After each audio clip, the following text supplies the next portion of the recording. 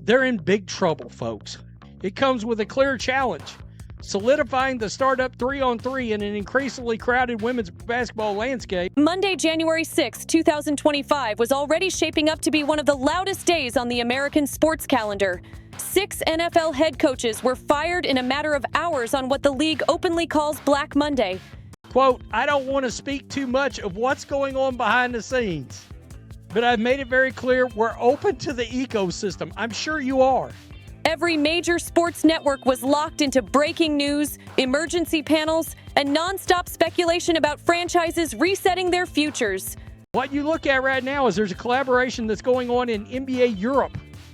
That was not a formal partnership before. As long as you can look at that space in an innovative lens. But quietly, almost invisibly, another professional sports league launched what may end up being its most important season yet. He's literally bringing up other examples of collaboration. Or its last. While the football world was imploding, Unrivaled, the venture-backed 3-on-3 women's basketball league, tipped off its second season at noon on a Monday afternoon on True TV. Schools were back in session across the country. Offices were fully open. The sports media ecosystem was consumed by NFL chaos, and most fans had no idea Unrivaled was even playing a game that day. That may be true, but there's a belief within WNBA circles that the league is still at least one collective bargaining agreement away from being able to offer salaries that warrant exclusivity. Then came the moment that raised alarms across the business side of women's basketball. Unrivaled's president, Alex Bazell, went on record admitting something that would have been unthinkable a year earlier. They might need the WNBA to survive. That is not speculation. That is not social media rumor. That is front office reporting. Coming out and talking about why the WNBA was created. It was created as a league opposite to the NBA. Bazell openly stated that nothing was off the table when it comes to partnering with the WNBA. So people would have basketball to watch when the NBA wasn't playing. This league is in a lot of trouble. For anyone fluent in corporate language, that sentence reads like a distress signal dressed up as optimism. But I'm guessing the ratings for those two games are going to be sub 100,000 viewers. Is that a success? That timing is what makes this situation so brutal. Unrivaled was not launching against WNBA preseason coverage or even college basketball. They were launching directly into the anniversary of WWE's RAW debut on Netflix, a globally promoted event with weeks of build-up behind it. It is what it is. I mean, I think Project B is going to stomp this league right out of existence. At the same time, the NFL coaching carousel was dominating every sports show in the country. This was not a crowded calendar by accident. This was a league trying to fulfill broadcast obligations rather than maximize visibility. And that distinction matters. Then came a detail that quietly confirmed how dire the situation really is. Unrivaled announced an increase in arena capacity, not by 1,500 seats, not by thousands, by 150 seats. When a professional league celebrates adding 150 seats to its venue, it is not projecting growth. It is managing decline in slow motion. It is adjusting expectations downward while hoping nobody notices. To understand how Unrivaled ended up here, you have to rewind to the launch. On paper, this league started with real momentum. Unrivaled secured a Series B investment that valued the league at roughly $340 million. That is not casual money. That is serious venture capital betting on massive future growth. They position themselves as the premier off-season destination for elite women's basketball players. Miami, high production value, short seasons, six-figure paydays for a couple months of work. The pitch was simple and appealing. Play 3-on-3 basketball, stay sharp, make real money, avoid overseas travel, keep your body fresh for the WNBA season. Credibility came built in. Nafisa Collier and Breanna Stewart, two of the biggest and most respected names in women's basketball, co-founded the league. That mattered. They brought legitimacy. They brought trust. They brought attention. But a problem became obvious almost immediately, and it was not something marketing could fix. Basketball players want to play basketball, real basketball, 5-on-5, full court, not a modified version of the game designed for television pacing and smaller venues. The biggest star in women's basketball made that point crystal clear without ever saying Unrivaled's name. Caitlin Clark passed on the league entirely. She did not just decline quietly. She openly explained that her style of play does not fit 3-on-3 basketball. When your entire business model relies on star-driven viewership and the biggest star in the sport opts out, that is not a timing issue. It is not a branding issue. It is a structural problem. And it did not stop with Clark. Aja Wilson, the face of the Las Vegas Aces and one of the most dominant players in the world, did not join. Angel Reese, whose rivalry with Clark drove massive engagement all season, was not there either. Sabrina Ionescu, one of the most marketable players in the league, was absent. Unrivaled launched its second season without the 5 most recognizable faces in women's basketball. That is devastating for any league, but especially for one that generated roughly $27 million in revenue during its inaugural season while carrying a $340 million valuation. That math only works if growth accelerates rapidly. Investors do not tolerate flatlines. And how do you project massive growth when your stars are either resting, skipping your format, or committing to something else entirely? That brings us to the real threat that has Unrivaled's leadership quietly reaching out to the WNBA, Project B. Project B is a rumored 5-on-5 traveling women's basketball league scheduled to launch by this time next year. It has not announced a broadcast partner, released a schedule, or tipped off a single game, yet it is already reshaping the landscape. That alone should tell you how serious the situation has become. Despite being only a concept on paper, Project B has reportedly secured commitments from established stars. Alyssa Thomas and Jewel Lloyd, both of whom are currently participating in Unrivaled's second season, have publicly aligned themselves with a league that does not yet exist. That is not normal industry behavior. That is not leverage. That is a warning sign. This is not competition in the traditional sense. This is an exodus in progress. When players are willing to attach their names to a future product instead of doubling down on the one paying them right now, it signals a loss of confidence that no marketing campaign can fix. When your own players publicly commit to a rival league that has not even launched, you are no longer fighting for market share. You are fighting for survival. That distinction matters because survival forces decisions that strength never would. Project B has one advantage Unrivaled simply cannot replicate. It is built around 5-on-5, full-court basketball.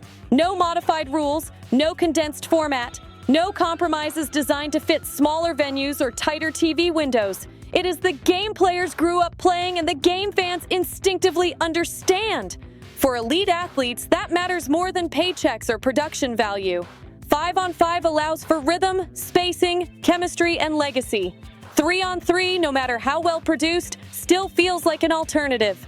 Project B is selling the real thing. Now look closely at what Unrivaled President Alex Bazell actually said, because language like this is rarely accidental. Speaking to Front Office Sports, he said, "I don't want to speak too much to what's going on behind the scenes, but I've made it very clear we're open to the ecosystem, whatever that looks like for us. Nothing is off the table." That is not the language of a league negotiating from strength. That is not confidence. That is openness bordering on vulnerability. Nothing is off the table is what executives say when they need options, not when they control them. Bazell even referenced NBA Europe as an example, pointing to historical cases where leagues survived by aligning themselves with larger ecosystems rather than standing alone. That comparison is telling. He is not talking about expansion. He is talking about preservation.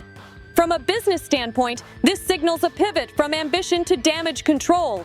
Unrivaled is no longer positioning itself as the future of women's basketball. It is positioning itself as a piece of someone else's future, hoping to remain relevant by becoming useful. And once a league starts talking like that publicly, the rest of the market notices. Players notice, investors notice, partners notice. At that point, the conversation is no longer about growth. It is about how much runway is left before the next decision becomes unavoidable. What makes this especially interesting is that Unrivaled approached the WNBA early in its development and pitched a partnership. The WNBA declined. At the time, that decision made sense. Why would the league help build a competing off-season product that could siphon player energy and attention? But now the landscape has shifted. The WNBA is negotiating a new collective bargaining agreement, and there is serious discussion around exclusivity clauses that would limit or outright prevent players from participating in outside leagues during the off-season. Those clauses are not currently enforceable under the existing CBA. The league is still at least one agreement away from being able to pay salaries that justify exclusivity. But the trajectory is clear. It is coming. That leaves Unrivaled in an impossible position. They cannot compete with Project B on the product itself. 5-on-5 will always be more attractive to players than 3-on-3. They cannot secure the biggest stars because those stars are either resting, protecting their bodies, or waiting to see which opportunity offers the best long-term upside. And looming over all of it is the possibility that off-season leagues could become contractually restricted altogether. That is existential. So what is the only path forward? Integration. Becoming part of the WNBA ecosystem rather than competing with it. A sanctioned developmental league. A minor league-style system. A formal off-season partner with roster rules and salary exceptions become the key phrases to watch here. That is what "nothing is off the table" really means in practice. It is not bold experimentation. It is survival language. It means Unrivaled is willing to accept almost any structure, any limitation, or any rebranding that keeps the lights on and preserves relevance in some form. Now consider the optics surrounding that season opener, because optics matter as much as numbers in a young league. There were visible empty seats in a venue that barely holds just over 1,000 people. This was not a cavernous arena where gaps could be hidden. Every open chair stood out. Social media engagement failed to break through the noise, and the buzz that once felt new and energetic was noticeably muted. Front Office Sports opened its coverage with a sentence that should terrify every investor tied to the project. The novelty of Unrivaled's inaugural season is gone. That is a brutal assessment for a league that has only completed one season. Novelty was supposed to be the bridge to sustainability. Without it, there is no cushion, no patience, and no room for mistakes. Launching the second season at noon on a Monday against Black Monday NFL coverage and a major wrestling anniversary was not a growth strategy. It was a survival move. It was about fulfilling broadcast obligations, checking boxes, and getting games on air while quietly hoping the ratings would not invite too much scrutiny. When you zoom out, the decisions that led to this moment start to form a clear pattern.